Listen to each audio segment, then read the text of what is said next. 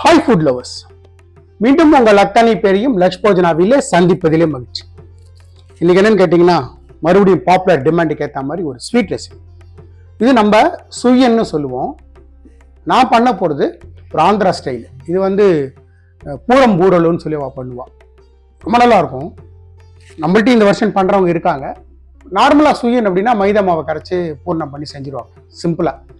But இது அரிசி மாவும் உளுந்தையும் ஊற வச்சு செய்கிறது. இந்த ரெசிபியை பொறுத்த மட்டும் ஐ வில் அஷ்யூர் யூ, நான் எந்த மாதிரி ப்ரிப்ரேஷன் பண்ணுறேனோ, என்ன மெஷர்மெண்ட் காட்டுறேனோ அந்த மாதிரி செஞ்சீங்கன்னா பிகினர்ஸ் கூட செய்யலாம். எங்கேயுமே உங்களுக்கு தப்பு வராது. ஃபைனல் ரிசல்ட் எக்ஸலண்ட்டாக இருக்கும். மெஷர்மெண்ட் ரொம்ப முக்கியம். நான் சொல்கிற டிப்ஸை கொஞ்சம் கண்டினியூ பண்ணி பாருங்கள், ஸ்கிப் பண்ணாதீங்க. ஸோ தட் இந்த சுயன் ஃபென்டாஸ்டிக்காக இருக்கும். வாங்க எப்படி செய்யலான்னு பார்க்கலாம்.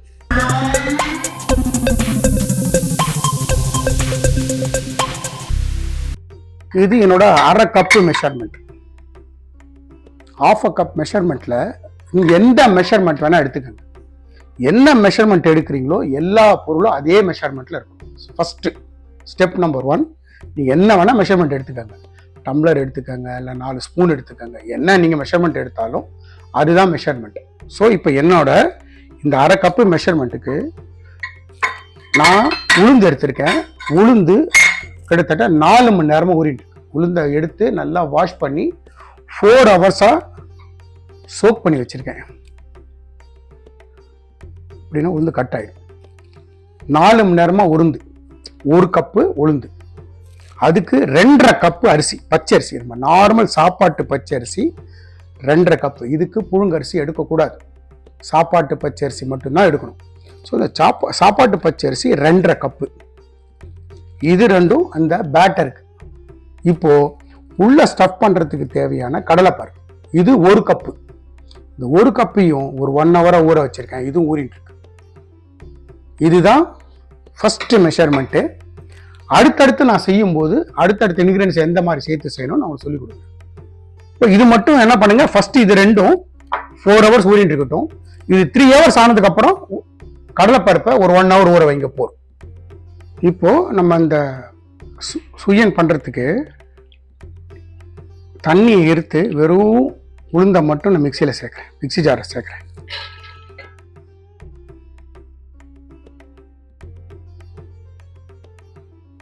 தேவைப்பட்டா 1 ஸ்பூன் அப்படிதான் தண்ணி விட்டுக்கணும். இது விண்ணுன்னு வெண்ணெய் மாதிரி அரைக்கணும். நான் அரைச்சிட்டு உங்களுக்கு காட்டுறேன். அப்படி தண்ணி தேவைப்பட்டா இந்த ஊற வச்ச தண்ணியை நம்ம யூஸ் பண்ணிக்கலாம். இப்போ நான் இதை நல்லா வெண்ணுன்னு அரைச்சிட்டு உங்களுக்கு காட்டுறேன். இப்போ இந்த மாதிரி வெண்ணெய் மாதிரி பார்த்தீங்கன்னா தெரியும் உங்களுக்கு. பாருங்க,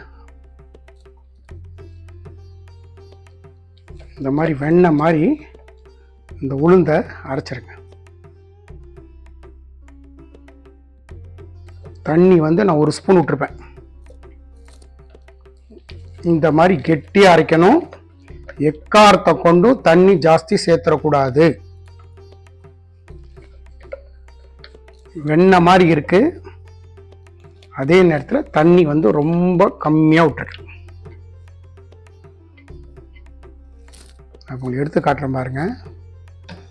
இந்த மாதிரி வெண்ணெய் மாதிரி இருக்கும். வெண்ணெய் இந்த மாதிரி அரைச்சிருங்க. இப்போ இதே மிக்சியில் நம்மளோட அரிசி தண்ணியை ஃபுல்லாக எடுத்துட்டேன். இதை கொஞ்சம் குறை ரொம்ப வெண்ணெய் அரைக்கூடாது. ஒரு 95% அரைச்சிங்கன்னா கடைசியாக கொஞ்சம் அப்படியே நெருங்கிங்கன்னா கொஞ்சம் அரிசி தெரியும். அந்த கன்சிஸ்டன்சி இதை அரைச்சிட்டு காட்டுறோம். இப்போ இந்த அரிசி பேட்டர் பார்த்தீங்கன்னா இந்த மாதிரி இந்த கன்சிஸ்டன்சிக்கு அரைச்சிருக்கேன். கொஞ்சம் நரன்னு இருக்கும். நான் காட்டுறேன் பாருங்க.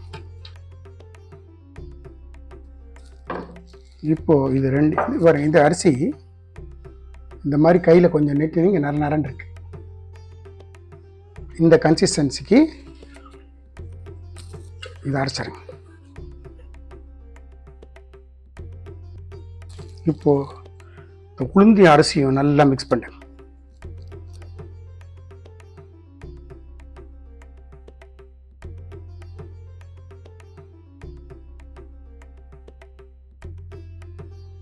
பேட்டரில் கொஞ்சமாக உப்பு, ஒரு அரை ஸ்பூன் வெல்லம். ஜஸ்ட் மேலே வந்து இந்த வெல்லம் பொருள் என்ன ஆகுன்னா கேரமலைஸ் ஆகி அந்த சுயன் வந்து நல்ல மேலே வந்து நல்ல ரெட்டிஷாக இருக்கும். ஒரு பிஞ்சு பேக்கிங் சோடா போட்டுட்டு எல்லாத்தையும் மறுபடியும் கலக்கணும். நான் பவுடர்டு வெல்லம் சேர்த்துருக்கேன், அது கொஞ்சம் நேரத்தில் கரைஞ்சிரும். இப்போ இந்த மாவோட கன்சிஸ்டன்சி என்னன்னு கேட்டிங்கன்னா, இப்படி நீங்கள் விரலை விட்டிங்கன்னா அந்த விரலை அந்த மாவு அப்படி பிடிச்சிட்டு இருக்கணும்.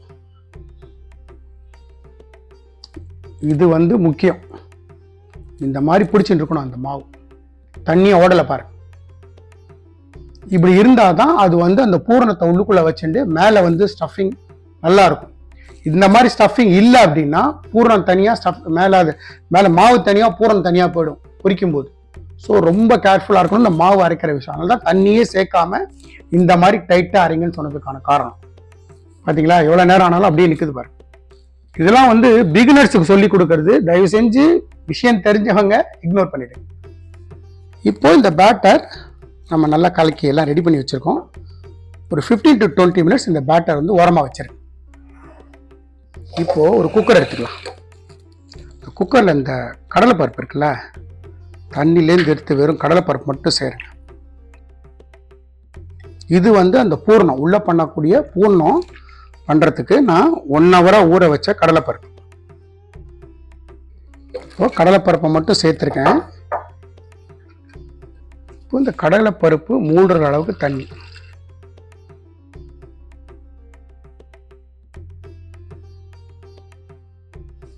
இப்போ ஒரு 4-5 விசில் விடுங்க.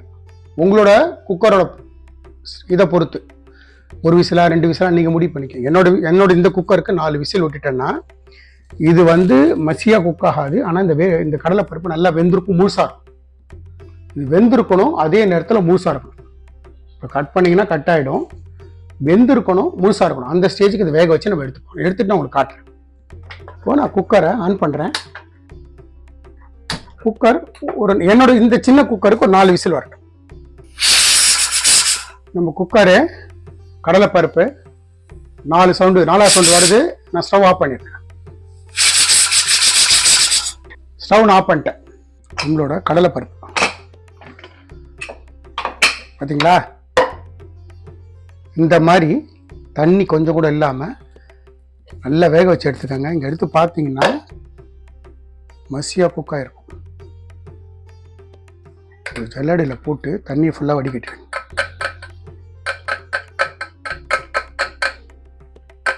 இந்த மாதிரி வடிகட்டி ஒரு தட்டில் போட்டுருங்க. இது கம்ப்ளீட்டாக ரூம் டெம்பரேச்சர் வரட்டும். வந்ததுக்கப்புறம் மிக்சியில் போட்டு நம்ம பருப்பு சிலிக்கு அரைப்போம்ல, அந்த மாதிரி இதை நரன்னு அரைக்கணும். நான் அரைச்சிட்டு உங்களுக்கு காட்டுறேன். மிக்சியில் போட்டுட்டு அரைச்சிட்டு உங்களுக்கு காட்டுறேன். நல்லா ஃபஸ்ட்டு ரூம் டெம்பரேச்சர் வரட்டும். நம்மளோட கடலைப்பருப்பு ரூம் டெம்பரேச்சர் வந்துடுது. நான் ஒரு மிக்சர் ஜாருக்கு மாற்றிக்கிறேன். இதை நம்ம வந்து பருப்பு சிலிக்கு அரைக்கிற மாதிரி நரன்னு ஒன்றும் பாதி அரைச்சிப்போம். இந்த மாதிரி பொடி பொடியாக இந்த கடலை பருப்பை திரிச்சு வச்சுக்கேன்.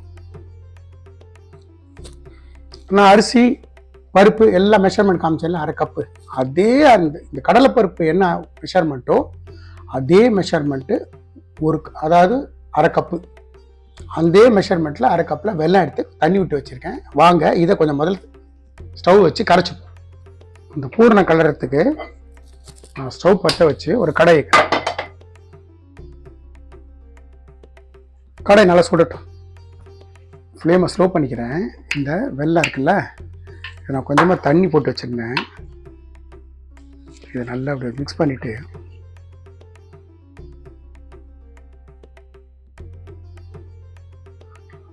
வெல்லம் கரையட்டும்.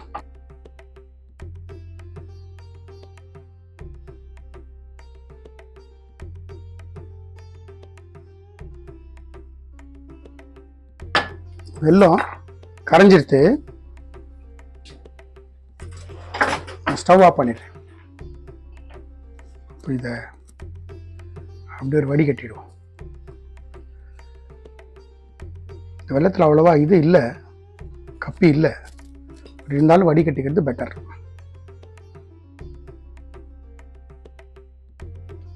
வந்து கரைச்ச வெள்ளம் நம்மக்கிட்ட ரெடியாக இருக்குது. மறுபடியும் நான் ஸ்டவ் ஆன் பண்ணி நம்ம இந்த வெள்ளம் கரைச்சல்ல அதே பாத்திரத்தை வைக்கிறேன். நல்லா சூடு ஏறட்டும். நம்ம வச்ச பாத்திரம் கடாய் சுட்டெடுத்து நான் ஒரு 2 டீஸ்பூன் நெய் சேர்த்துக்கிறேன். நம்ம இந்த பொடி பண்ணோம்ல கடலை பருப்பு, அதை அப்படியே இதில் சேர்த்துருங்க. ஃப்ளேமை ஸ்லோ பண்ணிவிட்டு இந்த நெய்யில் ஒரு வாட்டி நல்லா பரட்டிடுங்க. பார்த்தீங்களா எப்படி உதிரா அந்த வேக வைக்கிறது தான். அந்த கடலைப்பருப்பை வேக வைக்கிறது ரொம்ப இம்பார்ட்டண்ட்டு. உங்களோட குக்கரோட தன்மைக்கு ஏற்ற மாதிரி 1 விசிலா 2 விசிலான்னு பார்த்து கரெக்டாக அந்த முழு பருப்பாக இருக்கணும். 3/4 வேக்காடு இருந்தாலும் தப்பு கிடையாது, ஆஃப் பண்ணிக்கலாம். இது மாதிரி நல்லா பொடியாக வரும். இந்த மாதிரி ஒரு பரட்டிட்டு நம்மளோட இந்த வெள்ளை தண்ணி இருக்குல்ல சேர்த்துருங்க.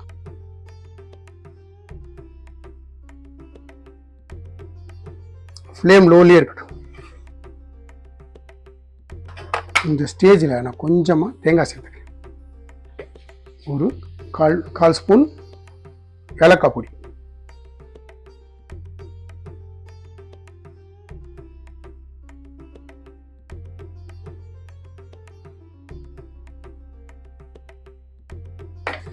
பார்த்தீங்களா? இந்த மாதிரி இதை நல்லா பரட்டிட்டு ஸ்டவ் ஆஃப் பண்ணிட்டேன். நான் இப்போ ஸ்டவ் ஆஃப் பண்ணிட்டேன்.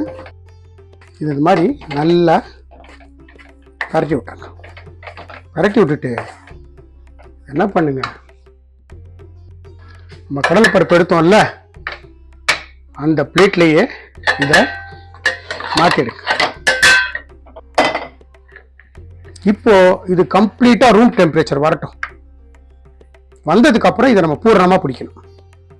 இப்போ நம்மளோட இந்த பூரணம் நல்லா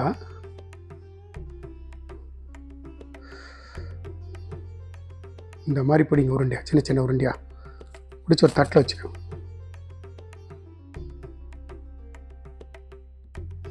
உங்களுக்கு ஏற்ற சைஸ், நான் மீடியம் சைஸ் போடுறேன். உங்களுக்கு ஏற்ற சைஸ் நீங்கள் போட்டுக்கலாம்.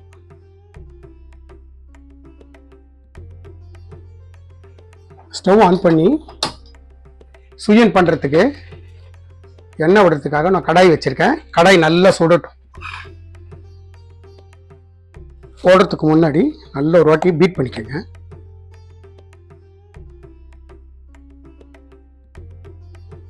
அந்த பொரிக்கிறதுக்கு தேவையான எண்ணெய் விட்டுக்கிறேன்.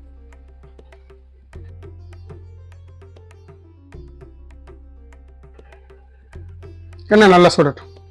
எண்ணெய் வந்து மாட்ரேட் ஹீட்டில் இருக்கணும். நான் அந்த உங்களோட அந்த அந்த ஹீட் எப்படி இருக்குன்னு நான் சொல்கிறேன். நம்மளோட அந்த பேட்டர் இருக்குல்ல, அந்த பேட்டரை வந்து நீங்கள் உள்ளே போட்டிங்கன்னா அது போய் உட்காந்து அடுத்த நிமிஷம் அப்படியே மேலே எந்திரிச்சு வரணும். அந்த ஸ்டேஜ் ஹீட் இருந்தால் போதும். ஒரு 2 டீஸ்பூன் தண்ணி சேர்த்துக்கிறேன். ரொம்ப கெட்டியாக இருக்கிற மாதிரி இருக்குது.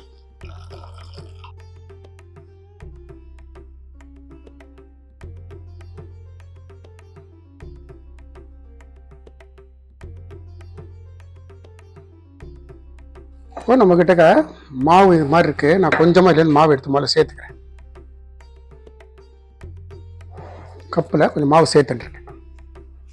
எண்ணெய் வந்து இப்போ நல்லா சூடாக இருக்குது. இதான் பாருங்கள், இப்படி பாருங்கள். மாவு வந்து இப்படி போட்டிங்கன்னா, ஒரு ட்ராப் போட்டிங்கன்னா அடுத்த நிமிஷம் மேலே வரணும். இந்த மாதிரி சூட்டில் தான் நீங்கள் வச்சுருக்கணும். இப்போது நம்மள இந்த பூரணம் இருக்குல்ல, பூரணத்தை இந்த பேட்டரில் போடுங்க. போட்டுட்டு அந்த பூரணத்தில் அந்த பேட்டர் வந்து எல்லா பக்கமும் கோட்டார மாதிரி கோட் பண்ணிவிட்டு அந்த பூரணத்தை அப்படியே ட்ராப் பண்ணுங்க. அடுத்து இன்னொன்று போடுறேன். எல்லா பக்கமும் அந்த பூரணத்தில் கோட் ஆகிருக்கணும். அதை என்ஷூர் பண்ணிக்கங்க.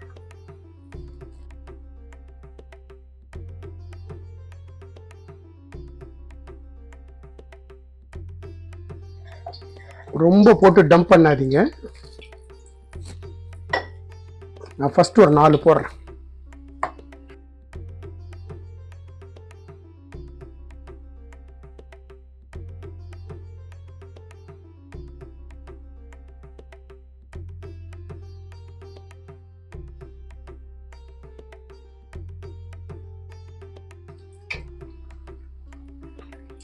நல்ல கோல்டன் கலர் வந்தோடனே எடு.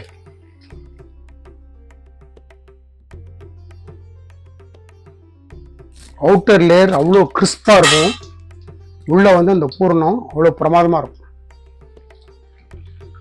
ஃப்ளேமை நல்லா லோ டு மீடியம் வச்சு நல்லா பொன்னிறமாக கேடுங்க. நான் எண்ணெய் ரொம்ப கம்மியாக விட்டுருக்கேன். வீட்டுக்கு இந்த மாதிரி எண்ணெய் போகும், ஏன்னா நம்ம வேஸ்ட் பண்ண மாட்டோம். ரொம்ப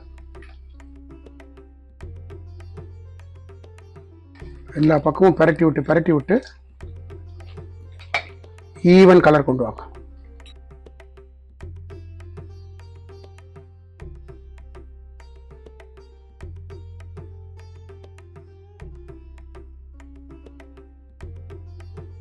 நமக்கு தேவையான கலர் வந்துடுத்து. அப்படியே எண்ணெயிலேருந்து வடிகட்டி எடுத்துருவோம்.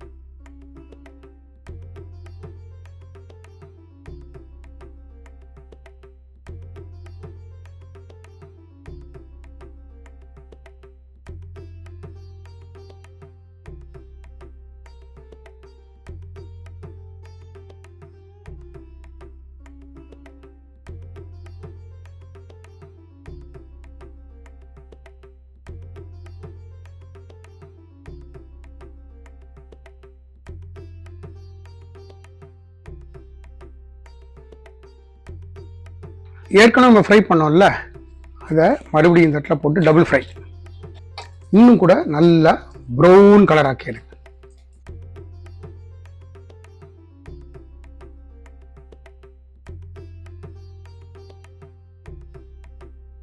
நல்ல இந்த மாதிரி நல்ல கோல்டன் கலர்ல எடுங்க. எல்லா பக்கமும் ஈவனா கோல்டன் கலர் வர மாதிரி எடுங்க.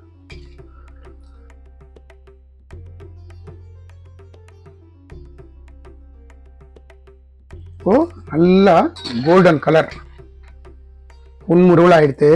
நான் எடுத்துறேன்.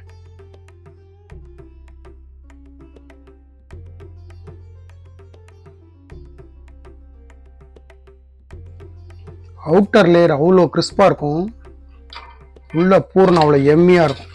ஒரு அட்டகாசமான சுயன். ஆந்திராக்காரரை பொறுத்த மட்டுக்கும் பூரணம் பூரெல்லோ சுயன் தயார்.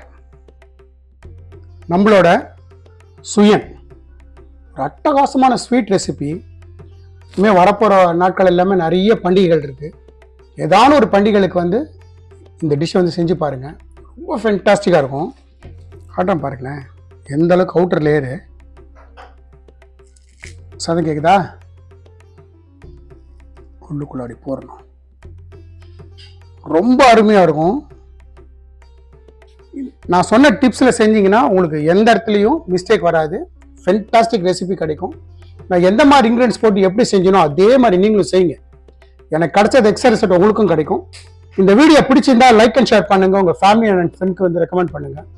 மறக்காம நம்ம சேனல் வந்து சப்ஸ்கிரைப் பண்ணுங்க. நம்ம லக்ஷ்போஜனா சேனலுக்காக ஒரு வாட்ஸ்அப் குரூப் கிரியேட் பண்ணியிருக்கோம்.